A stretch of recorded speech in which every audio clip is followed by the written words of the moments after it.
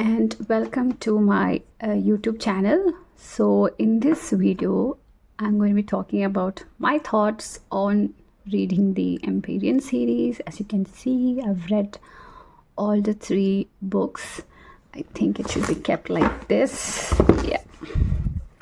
Yes, so the first book in the series is The Fourth Wing, second book is Iron Flame, and the third book is Onyx Storm. So my way of keeping a journal is this was my first book that I used to write. So after reading a book, I will put down my thoughts of what I felt the book was. So it's like a thought journal. Right now I keep my reading journal. This is the book I put my reading journals, whichever I have read. There is an index. So this is how the inside of the reading journal looks like. You can write the number of the book you're reading right now according to your journal, and then write the name of the book, the author of the book, the language, the theme in a sentence, whether it's a book, an ebook, the format, the genre, theme in a sentence, favorite lines and thoughts, and you can give your rating. So I think this is a good way of just recording our whatever books you've read. But the problem with this is sometimes when you read a book, you have a lot of thoughts. You have a lot of thoughts going in your head. You want to write so many things about your experience of reading that book. So same way, whenever I have that problem, I try to write it in this book. So here I'm going to share my thoughts after reading each of the Empyrean series books. Okay, so first let's talk about Rebecca Yarros. I like to write about the author also, like just to get an idea about her age, like how the stories, like the stories she writes, has it affected her, how it affects the writing. Okay, so she is an American author and she writes fantasy and romance novels, and her famous work is this series, Empyrean series. She's known for this series, and she has some other works also. She's been married for 20 years and she has 6 children, and she's also going through some illnesses which affects her writing. So yes, this series is not over. It's actually on a cliffhanger. So yes, there will be a next book. She has not said when it will be released, so we'll just wait for it. Okay, let's get to my thoughts on the first book. First book, that is the Fourth Wing. Okay, so I'm so happy and thrilled that I finally read the first book. It was 500 pages, like the pages just flew by. The writing was so easy to understand. It was very easy, and I completely fell in love with Violet and obviously Xaden as well. Now, the first goosebump in the story was when Violet was bonded with 2 dragons, that is Andana and Tane, and that was like a goosebump moment. I was just like, wow, you can actually feel that feeling, like wow, like one of the rarest dragons who's never bonds, and also the strongest and the most fiercest dragon also bonds with her. And another thing about Violet is she's very weak. She's very weak in her physique. She breaks easily. She's not able to get on the dragon. She tries really hard to stay on a dragon, but she can't. She has to actually make a saddle for herself to sit on Tane properly. Like no other riders has that, but she needs it, and Tane is all for it. Like he chose her for a reason, which sometimes even I question myself, like why her? She's so weak. She's so damn weak. But yeah, but I guess it's her character. It's like a prophecy. She's chosen. I don't know. But anyway, that was one of the first goosebump moments. Then another shock came when Dane used his power to read her mind. That completely, I hated it. I hated Dane for it. I was like, God, how can Violet choose a friend like Dane? Like okay, you were childhood friends, like get rid of him. He's really mad because he only follows the rules. He doesn't break the rules. Even it's for his friends, he doesn't break the rules. And I hated him for what he did when he read her mind without her permission. That was like very sad. Another cool moment was that when Andana's signet came into effect, Tain's is lightning, that was one another cool thing. Zayden was a shadow wielder, but Andana's ability to stop time, that was very nice. Although she had to rest a lot when she did that. Yeah, I think it does, because you're stopping time when everyone is stopped except you. So that is something really cool. That was very nice, and she was able to save Liam first time because of that signet of freezing time. But she couldn't save him the second time, which comes to the sad part of this book. That was Liam's death. That was very sad. When his dragon died, he also died from the Wyvern attack. So that was sad. And then when that sadness was just going on, then we get to the end and we get another surprise. It's not like a cliffhanger, it's actually a surprise. It was a good surprise that Brennan, Violet's brother, is alive. That was so cool. Like, that was awesome. And I just had to start the second book. Like, somewhere I was hoping, I wish he was alive, but he was dead. Like, there was no chance he was alive. I wasn't thinking that he will ever come back. So that was a very cool ending, actually, and it was a happy ending also. So that was cool. Let's talk about the second book, that is Iron Flame. Okay, Iron Flame. Okay, the first thought I was thinking was about, we have two really bad villains in that, like, really you wish them dead, like you just wished that somebody would just kill them. That was one, the vice commandant Varish.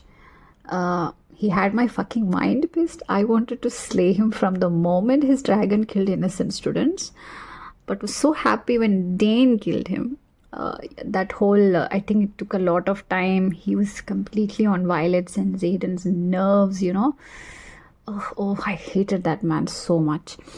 And then another surprise was Jack Malloy shows up alive and eerily friendly towards Violet. That was something very, very spooky. Somebody who hated her in the first book, and she killed him, but he's alive and he's back and he's kind of friendly towards Violet, which is kind of suspicious. I don't know. I was like, maybe he turned for good. I was thinking, but turns out that he has turned to a Venin, and he was waiting to destroy the wards. Violet has to learn how to set up the ward. So he was actually helping the Venin. So he was just in disguise, waiting for the right moment, and she finally manages to set up the wards with the 7th breed of the dragon, which is another surprise that comes, that Andana is not one of the 6 breeds. She's like the 7th breed. She's a new breed that nobody knows about. So that is another surprise. So that is the missing piece of the puzzle that is revealed in this book. And also her mother Lilith dies from protecting the ward, from actually powering the ward. Sloan, Liam's sister, is also in the academy. First, she hates Violet because she believes she was the reason he died, her brother died and all. But later on, Violet has kept his letters for her sister, and she gives it to her slowly whenever she she's in the college. And later on, she realizes that Violet is a good person, and Liam really loved Violet like a sister, and Sloan also understands that. And in this, we come to know that Gryphons are not enemies. They want to help too, with their skills and magic are also used in this war. There is actually the first war in this, small war actually, which Violet and her squads, Violet and Zayden and some of the friends of Zayden's fight with the Venin, and when she comes face to face with Venins.